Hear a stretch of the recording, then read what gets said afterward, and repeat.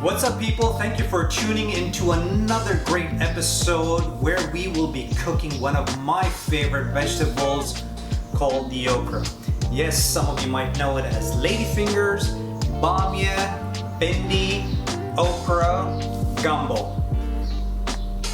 This vegetable actually has a love and hate relationship. A lot of people do not like this vegetable. Is one, because it has a sticky texture to it. Two, it does not have much of a flavor. And three, they are not sure exactly how to prepare and cook this vegetable. And that's what I'm going to help you do today, is show you how to cook this dish in the simplest way you can with lots of packed flavor. And I promise you I will take care of that slimy texture that you do not like in your mouth. We will add a little bit crunch to it by adding some dried pomegranate. I love this vegetable for all the nutritious value it has. This vegetable is loaded and packed with protein, iron, calcium, zinc. I mean, you name it. It's one of the best antioxidant you could take. Now let me remind you that this vegetable is cooked in many ways. My personal way to cook this vegetable is the Indian way. I love the Indian cuisine and I love what they have done with this vegetable.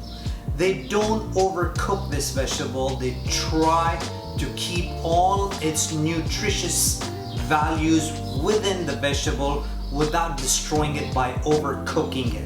And I love the kind of spices and herbs that are used to enhance the flavor out of this dull tasting vegetable.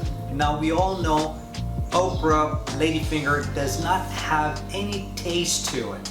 So which is why it is very important upon us to bring out the flavors by adding the right amount of spices and fresh herbs to it.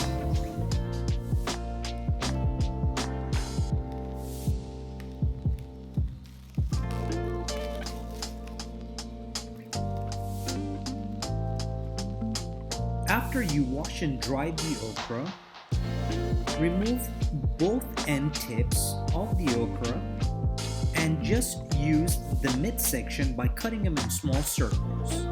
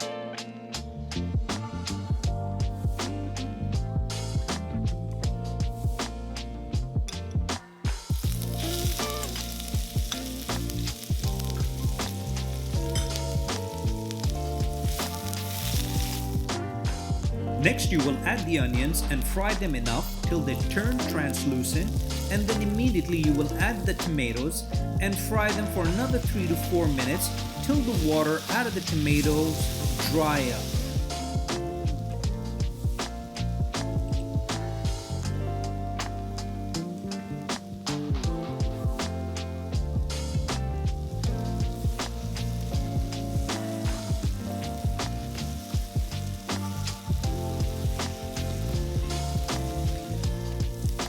Next, go ahead and add the okra, but do keep in mind that the okra has already been pre-cooked in the oven. So we do not wish to overcook the okra. Give it a quick stir fry on a very low heat and continue on adding the rest of the spices.